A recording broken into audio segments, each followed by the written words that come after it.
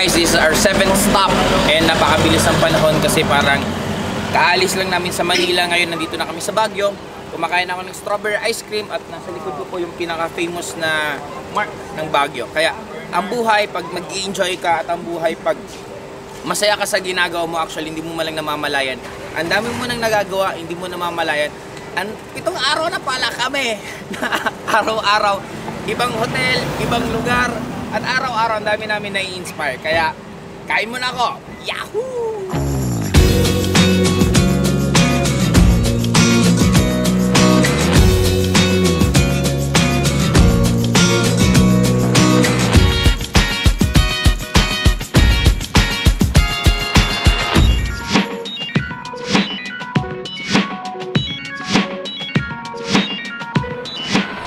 May tanong ako, sir. Naubos na ba ang freshmen sa college? Kailan tayo naubusan ng freshman? Paano natin masasabi na may mauuli? Guys, facts. It is just a myth. Kalokohan yung mga sinasabi mauuli. Wala na akong mahuli. Kasi kung totoo may nahuli, nag-join pa ako sa networking 2003. Di sana yung 2002 pababa, lahat yumaman. Ako ang dami kong apply. Bakit nauna pa ako sa kinikita nila?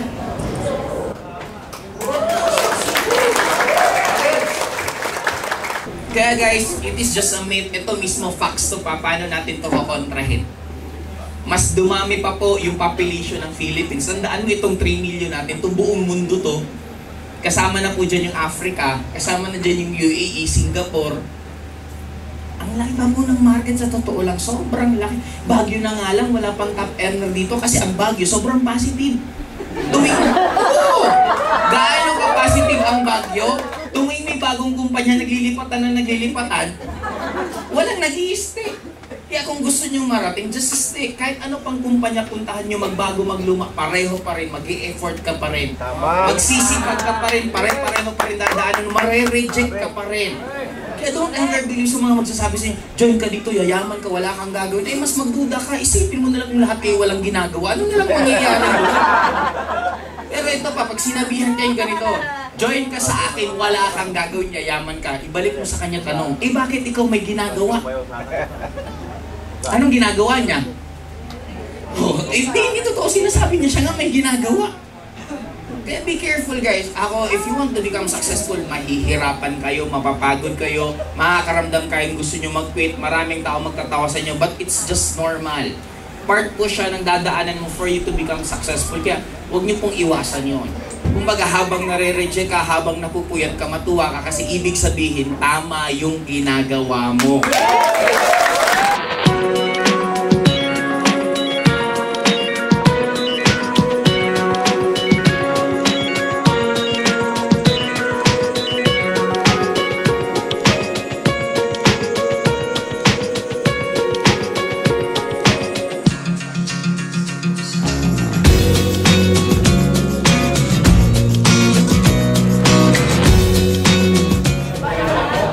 Grabe.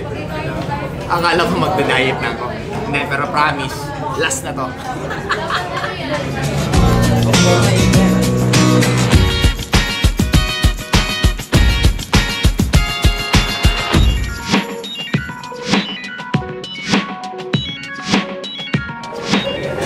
Nagpamangga-mangga pa ako nalalaman.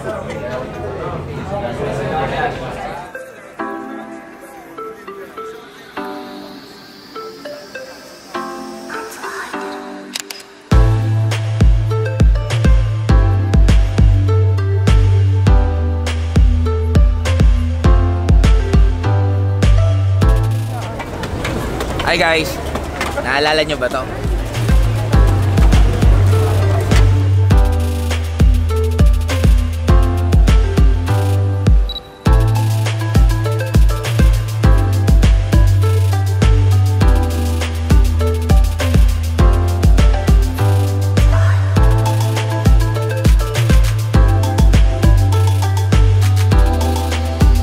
And guys, bago po tayo matapos sa episode natin, meron po akong isi-share sa inyo 2 things. Number 1, be innovative. Kumbaga, ang taho, hindi lang po ibig sabihin yung casual na sugar, pwede mo rin haluan ng strawberry.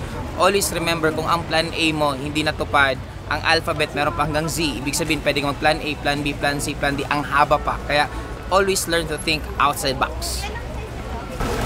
And number 2, guys, just be practical. Wala pong masama kung bibili ka minsan ng mga ganitong klaseng gamit kasi always remember, ang damit pag suot mo na, laban mo lang ng maayos, hindi mo malalaman kung second hand or hindi. Kaya salamat po sa pagtatapos po ng episode natin. Lagi nyo lang pong tandaan, another great day!